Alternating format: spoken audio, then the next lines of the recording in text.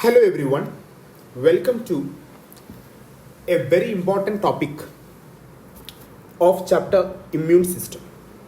In this chapter, in this session, we are going to discuss about amyloidosis.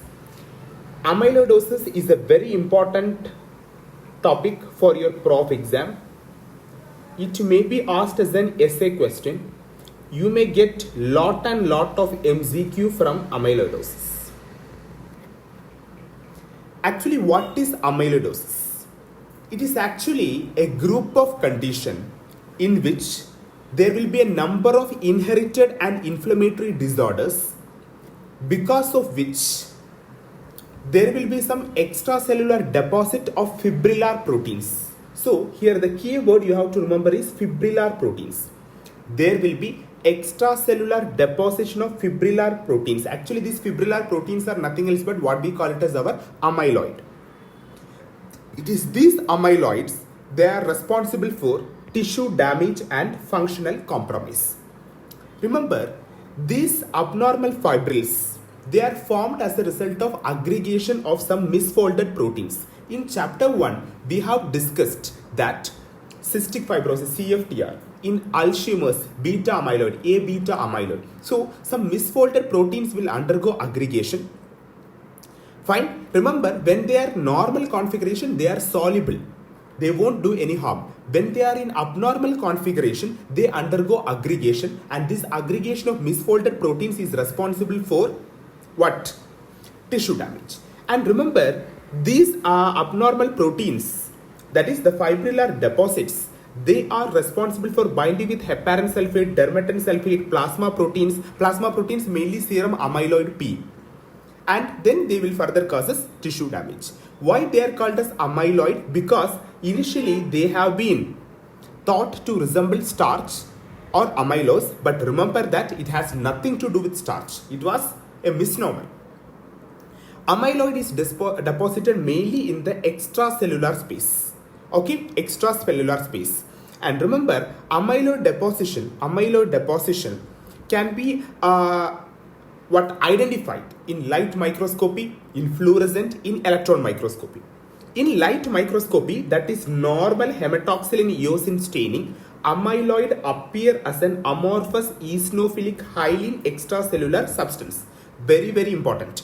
Very important. In light microscopy, this is the appearance, amorphous eosinophilic hyaline extracellular substance. This is a spotter. Amyloidosis.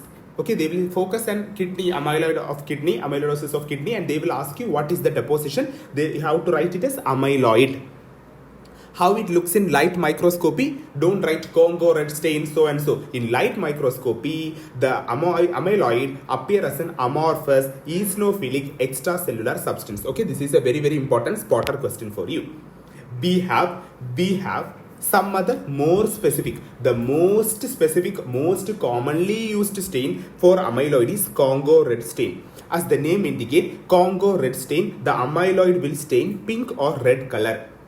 We have polarizing microscopy. When we observe amyloid through polarizing microscopy, amyloid can be seen as a apple green birefringence. Okay, fine. Yes. Then remember, there are some properties. Okay, even though we say that amyloid, it's a generalized term. It appears like eosinophilic, amorphous, in apple green birefringence, Congo red stain, it appears like pink or red in color. But remember, amyloid, it is actually a group of proteins. Fine? Yes, it is not a single chemical entity. We have around some 20 different types of proteins. Okay? Yes. So, and remember, amyloidosis, it is also not a single disease. It is a group of many diseases. First, let us see what is the physical nature of amyloid. Okay, yes. Once we see by electron microscopy, you can observe that the amyloid is made up of non-branching fibrils whose diameter is 7.5 to 10 nanometer. Diameter is 7.5 to 10 nanometer. This has been asked as an MCQ question. Fine? Yes. And X-ray crystallography and infrared spectroscopy In X-ray crystallography and infrared spectroscopy, amyloid has a characteristic beta pleated sheet configuration or conformation. Okay, we have no primary, secondary, alpha helix and beta pleated sheets. Okay, we have proteins structure. Am I right? The structure of proteins, the various configurations of protein, primary, secondary, tertiary, quaternary. Similarly, amyloid in X-ray crystallography and in infrared spectroscopy, they looks like cross beta pleated sheet conformation. Then, and remember, it is this beta pleated sheet configuration which is responsible for the congruent staining and the apple green birefringence of amyloid on congruent staining as well as in polarizing microscopy. It is this physical property which is responsible for that appearance. So that is the physical nature. Now coming into chemical nature. Remember I told you all these are fibrillar proteins. As far as amyloid is concerned, 95% is made up of fibrillar proteins and rest 5% is made up of P-glycoproteins. Okay, P-glycoproteins. We have different types of amyloid. See, this is the congruent. You can see the beta pleated sheets. Okay, you can see the beta pleated sheet. This is the apple green birefringence. This is the electron microscopy. You can see the beta pleated configuration. Okay, and what is the nanometer? Very, very important. Most repeatedly asked question, 7.5 to 10 nanometer. I hope this is very, very clear for you. Okay, once this is done, now let us see what are the different chemical forms of amyloid. Number one is what we called as amyloid light chain, AL. Okay, amyloid light chain, remember light chain. You know where you can see light chain, heavy chain, all these are seen in immunoglobulin. Yes, so here amyloid is combined with the what? Light chains. Most commonly it will be lambda light chains and very less commonly we will get kappa light chain. And remember these are what? Immunoglobulin light chains. These are immunoglobulin light chain. And AL type of amyloid, I am writing here, AL type of amyloid is associated with the plasma cell. You know plasma cell only produce immunoglobulin. So plasma cell neoplasm or plasma cell tumors, that is what we call it as multiple myeloma. So straight away question, what is the type of amyloid seen in multiple myeloma? You will write very confidently, it is AL type of amyloid. Coming into AA, amyloid associated. Here the amyloid is attached to a precursor protein, that is what we call as SAA, that is serum amyloid associated protein. Remember, serum amyloid associated protein, it's a non-immunoglobulin protein which is synthesized by the liver. Okay, so amyloid associated AA protein, it is like what we call as a C-reactive protein. It will be like a C-reactive protein. You know that C-reactive proteins are increasingly produced during inflammation. They are increasingly produced during what? Inflammation. Okay, yes. So this form of amyloidosis is most commonly associated with chronic inflammation, and hence this form of amyloidosis is also called as secondary amyloidosis. Okay, this is also called as secondary amyloidosis. Okay, fine. Yes. Okay. Then, okay, this is second type. Third type is beta amyloid. Beta amyloid is responsible for the formation of some plaque, okay, some cerebral plaque, okay, which is found in case of Alzheimer's disease, okay, A beta protein, which is actually produced from something what we call as APP, that is amyloid precursor protein. Don't worry about Alzheimer's disease, its pathology, features, everything you will see in CNS pathology. As of now, just remember, it is the A beta type of amyloid. This is like it's an aggregation of some misfolded protein, unwanted protein. They are not soluble, so they will undergo aggregation and they will get deposited in the cerebral cortex, that is responsible for the acetylcholine deficiency causing Alzheimer's disease. So it is, remember here, it is actually derived as a result of proteolysis. APP, that is amyloid precursor protein, undergo proteolysis. It undergo proteolysis to form what we call it as A beta amyloid. Okay, A beta amyloid. So AL, AA and A beta. AL is in plasma cell, that is a multiple myeloma. AA is chronic inflammatory condition, okay, and that is secondary amyloidosis, and A beta is in Alzheimer's disease. There are some other rare forms of amyloid. All these are very important because you will get a lot of straight away one-liners from him.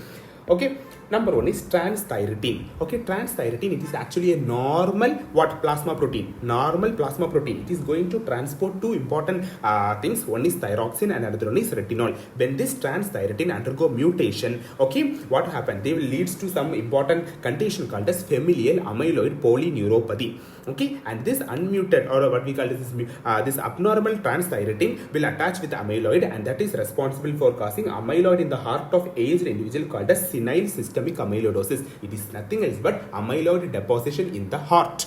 Okay, so it's a straight away question. Familial amyloid polyneuropathies are associated with the transthyretin mutation. Next, another one is beta 2 microglobulin. You all know that beta 2 microglobulin are a part of MHC class 1 molecules. Okay, and this is mainly, okay, this beta 2 microglobulin, it is actually normal serum protein. When it undergo mutation, it will attach with the amyloid to form what we call it as A beta 2M. Okay, A beta 2M, and this abnormal form of amyloid is seen in long-term hemodialysis. Here away comes the question, straight away MCQ question. In hemodialysis, long-term hemodialysis patient, what is the type of amyloid deposition? It is beta 2 microglobulin. In liver disease, what is the type of amyloid deposition? Amyloid associated, that is AA. Am I right? Yes, AA. Then in multiple myeloma, what is the type of amyloid? It is AL. In Alzheimer's disease, it is A beta. Okay, and next, and the most important thing, in familial amyloid polyneuropathies or in senile systemic amyloidosis, what is this? Again, it is transthyretin. In secondary amyloidosis, again it is amyloid associated proteins, that is AA protein. In this amyloid will attach to what we call as a serum amyloid associated protein, which is nothing else but a plasma protein, which is actually a C-reactive protein. C-reactive proteins are the proteins which are increased during inflammation. Okay, these are actually normally produced by the liver, but when this undergo attached to the amyloid is a water insoluble compound, so it cannot be properly eliminated from the body. It undergo aggregation, responsible for tissue damage. Fine. Yes. Now let us see what is the pathogenesis.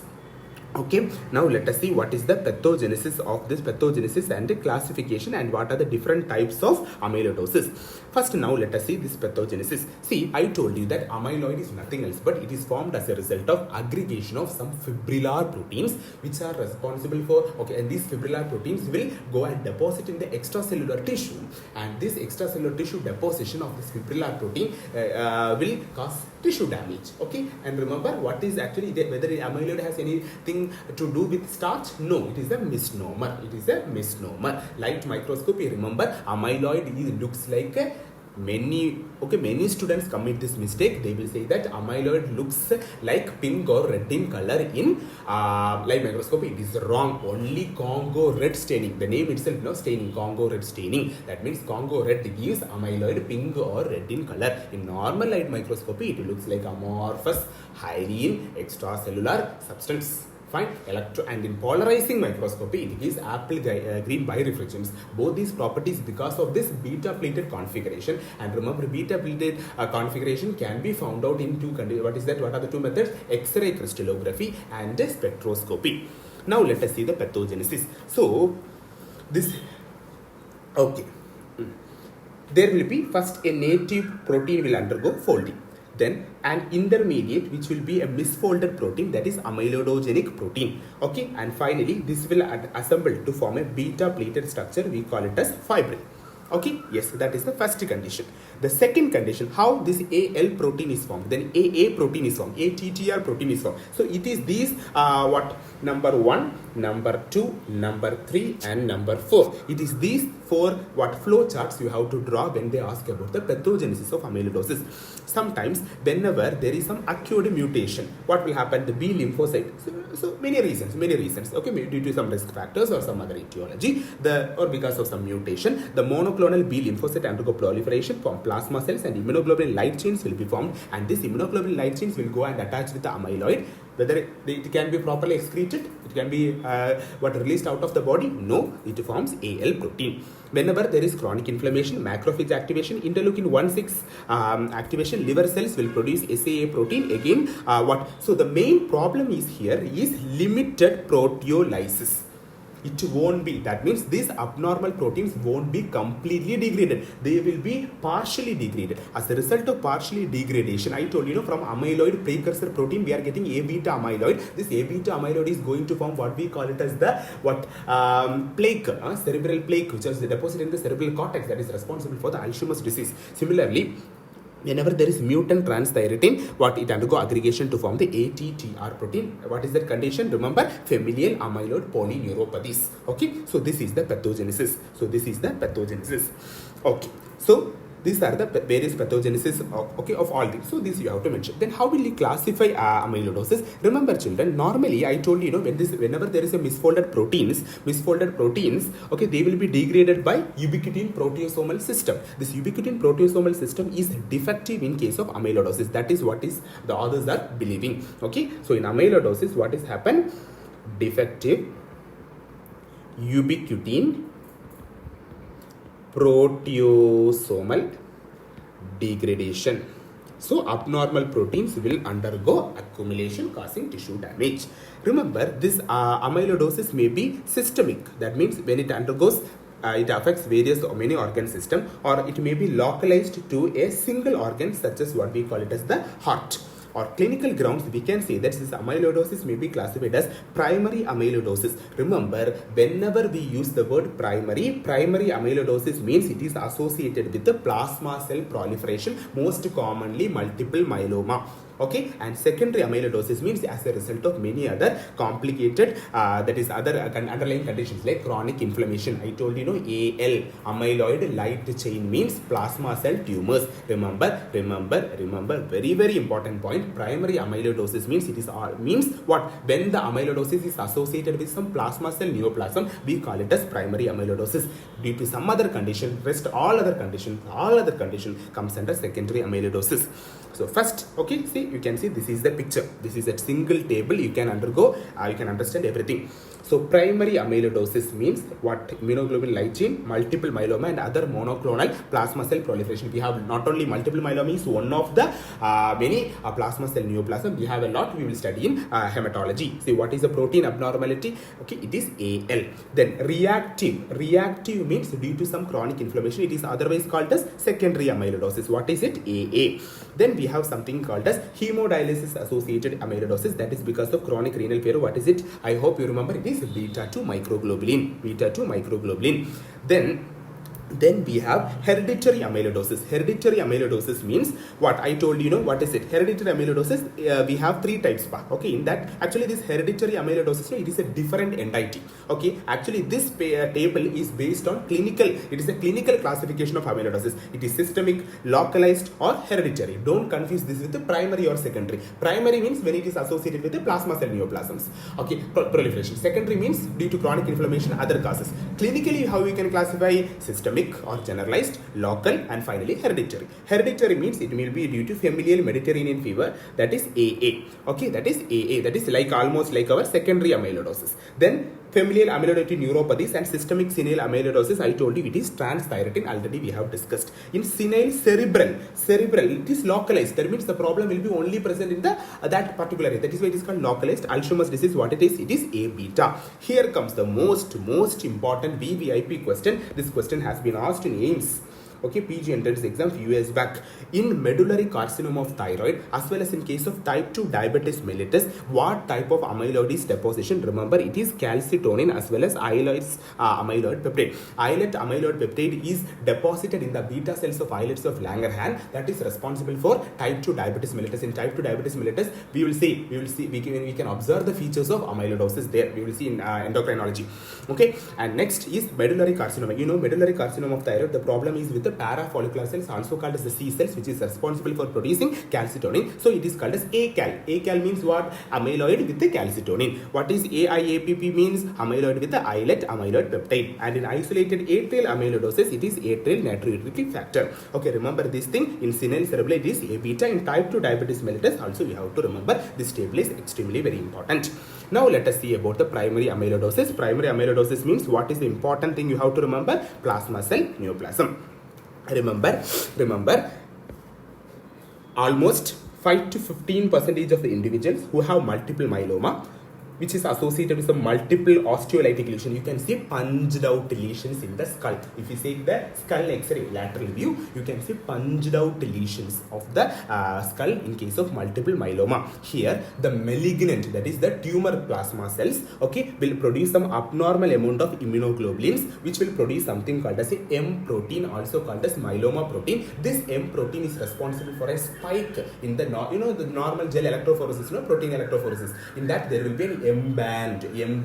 That M stands for myeloma protein. Okay, and remember I told you that this light chain, it may be either lambda chains or kappa chain. Mostly it will be lambda chains. Okay, and all these unpaired monoclonal immunoglobulin light chains are called as Bence-Jones protein. Bence-Jones protein. Okay, fine. Next, and remember all in primary amyloidosis, these light chains will be present in serum, urine, but also it will be present in serum, urine. It will be also deposited in the tissues. Okay, yes. Then and see, and remember others, we have lot of other monoclonal gammopathy, we say MGVS, monoclonal gammopathy of underwent significance. Okay, then other we have not only multiple myeloma is just one of the plasma cell proliferation. We have a lot of other conditions. Almost all these conditions are associated with what? Primary amyloidosis. Primary amyloidosis means, remember, it is associated with some forms of plasma cell proliferation. What do you mean by reactive systemic amyloidosis? Remember keywords. Okay, I'm just going to tell the keywords. AA protein. They are also called as secondary amyloidosis because they are secondary to associated inflammatory condition. What are they associated in? Chronic inflammatory condition: tuberculosis, bronchiectasis, chronic osteomyelitis. Okay, and it also associated with rheumatoid arthritis, ankylosing spondylitis, inflammatory bowel disease, that is Crohn's and ulcerative colitis. Okay, yes. And heroin users who inject the drug subcutaneously also have high occurrence rate of generalized amyloidosis, and actually this question has been asked in JIPMER. Okay, that is heroin users are associated with what type of amyloidosis? Actually, okay, that is why you have to read in between the lines. Okay, heroin users are associated with high chance of getting secondary amyloidosis, which is also called as reactive systemic amyloidosis. Here we can have AA protein deposition. And here remember in what is the reason? Because for this amyloidosis, it is believed that the chronic skin infection associated with skin popping. Okay, there will be popping of the skin. Okay, there will be popping of the skin. This is responsible for the amyloidosis. Okay, yes, and it is also associated with some solid tumors. Primary amyloidosis is associated with plasma cell proliferation. Reactive amyloidosis has been found to be associated with some solid tumors, most common being renal cell carcinoma and Hodgkin's lymphoma. I am writing here Hodgkin's lymphoma, HL, and RCC, renal cell carcinoma. Okay, very important. So here what are the two important interleukins? Already I have told in the etiopathogenesis, it is interleukin 1 and interleukin 6. Interleukin 1 and interleukin 6. Okay. Next is what we call as familial Mediterranean fever. Actually, the gene for familial Mediterranean fever is encodes for a protein, that is what we call it as pyrin. Okay, and this pyrin has very good role in what? Interleukin 1. I have told interleukin 1 and this fever. Interleukin 1 means definitely what type of amyloid? It is like our reactive amyloidosis. Okay, reactive amyloidosis. So reactive amyloidosis means we will be having SAA. Okay, that is serum amyloid associated protein. Okay, interleukin 1, familial Mediterranean fever, pyrin. Remember, excess interleukin 1 secretion.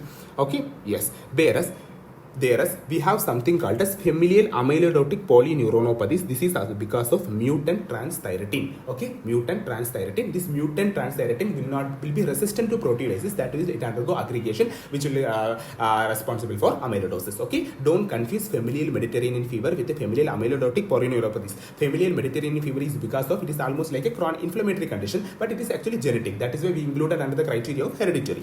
And next is familial amyloidotic polyneuropathies. It is because of, actually it will be polyneuropathies. That means it is associated with the deposition of amyloid. It is an autosomal dominant familial disorders, there will be deposition of amyloid predominantly in the peripheral and autonomic nerves because of mutant transthyretin. And hemodialysis associated amyloidosis, what is the only important point you have to remember? Beta 2 microglobulin and deposition in the muscles, tendons and all, and the patient most commonly present with the carpal tunnel syndrome. So in the case history, in any clinical vignette, okay, they give a very big case scenario, and in that if they give you clues of amyloidosis, along with that the patient have any carpal tunnel syndrome, please go for hemodialysis associated with the amyloidosis, beta 2 microglobulin. And localized means I told you, yes, we have something called as A beta. Then endocrine, I have told you, medullary carcinoma of thyroid and in type 2 diabetes mellitus. And remember, in medullary carcinoma of thyroid, the presence of amyloid is a helpful diagnostic features. In papillary carcinoma of thyroid, we will say we have orphan annii nuclei, we have samoma bodies. Similarly, in medullary carcinoma, the presence of amyloid is one of the diagnostic,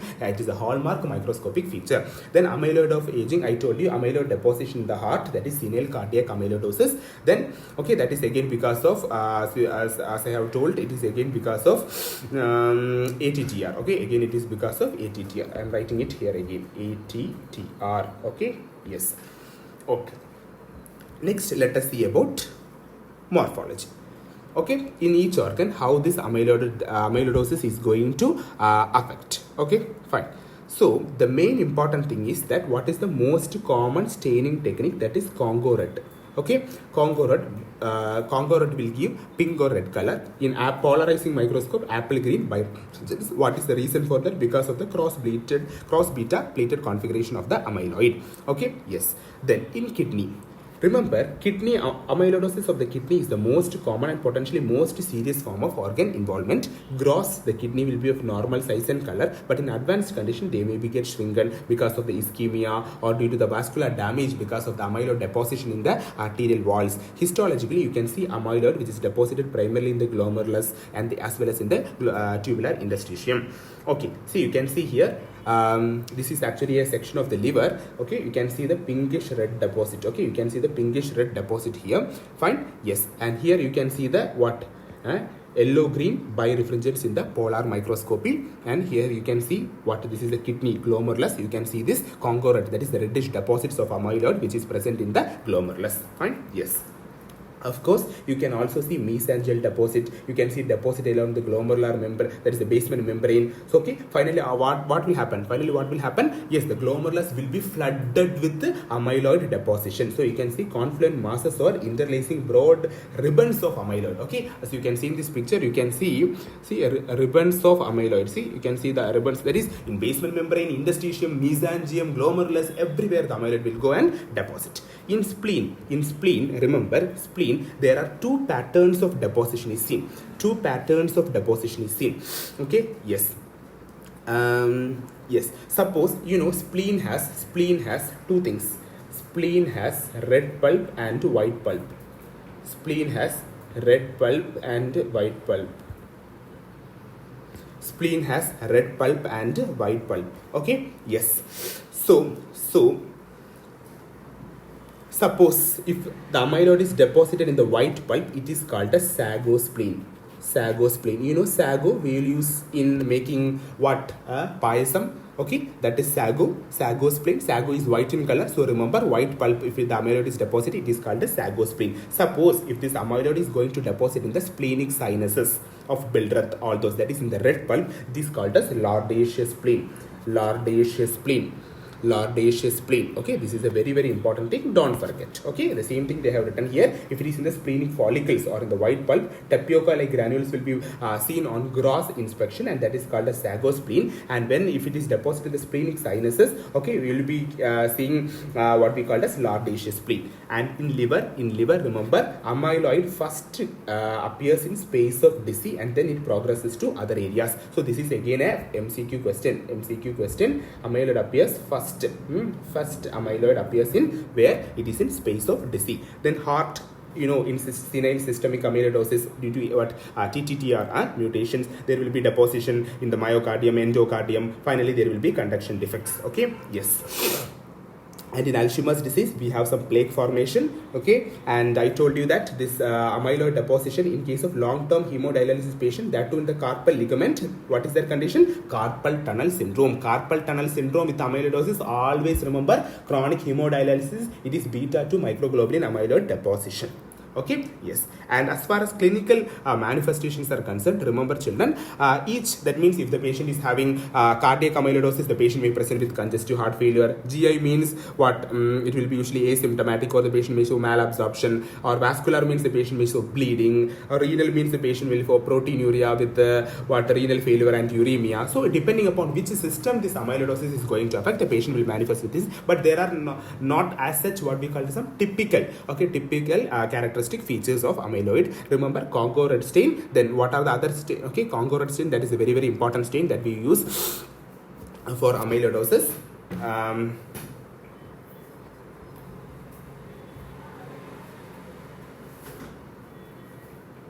And then we have in polarizing microscopy. In polarizing microscopy, we have what we call as apple green birefringence. Okay, apple green birefringence. So these are important points that you have to remember.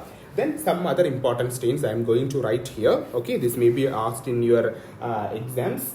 Okay, yes.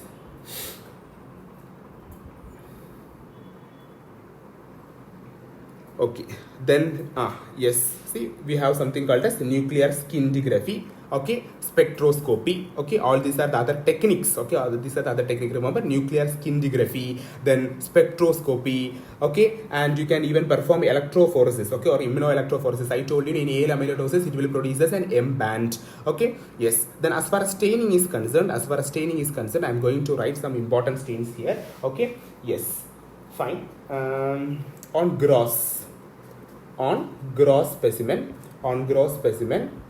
amyloid, if amyloid is present, if you apply iodine will give yellow color. Iodine will give what color? Yellow color.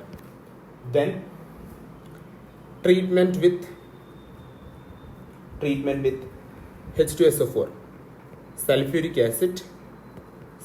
acid will give blue violet color.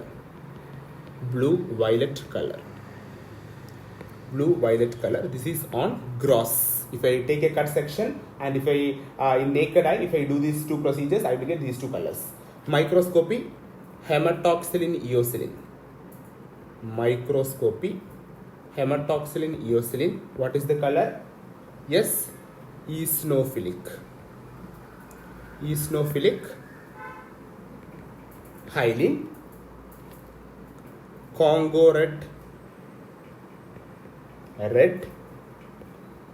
polarizing microscopy, apple green birefringence. Other staining we have thioflavin T and S. Thioflavin T and S will give yellow color under UV light. Then methyl violet and crystal violet, they are metachromatic stains. They will give rose pink appearance. Fine. Yes, remember a very important point. Remember, silver stains are never used to stain amyloid because it forms black deposit and it will mask the presence of extracellular amyloid. Please note this point. Okay, please note this point. So far. Okay, yes, see, and I have told you, what is that? Scintigraphy. with radio-labeled scintigraphy with radio-labeled serum amyloid P component. It is a rapid and a specific test. It is a rapid and a specific test, and it helps to give them an extent of amyloidosis and can be used to follow the patients undergoing treatment. Please go through this. This is a very important. These points and all you won't focus. That's why I'm giving it separately. And another most important point: best site for biopsy. Best site for biopsy is abdominal fat aspirate. Abdominal fat aspirate, which is having some 80% sensitivity. 80% sensitivity, whereas rectal biopsy is having 60% sensitivity. Okay, these are the important points. And liver, remember, I hope you remember, the first it is deposited in the space of busy, then sagospleen, lardaceous spleen. Okay, in lardaceous spleen, what is that? In lardaceous spleen, there will be geographic areas of amyloid.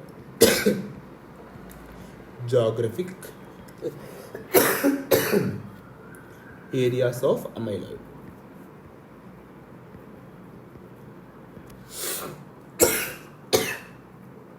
Okay. So, with this,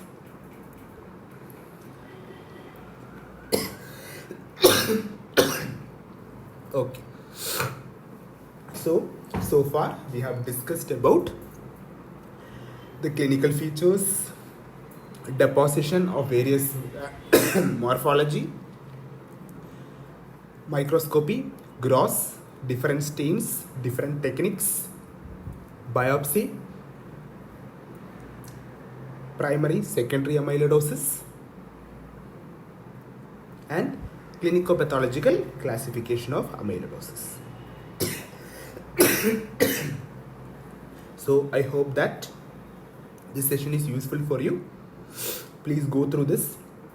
Amyloidosis is a very frequently asked essay question. You may get many short note questions from amyloidosis. In university practical, you will get a spotter from amyloidosis, a clinical chart from amyloidosis, where they will ask you about what are the available stains.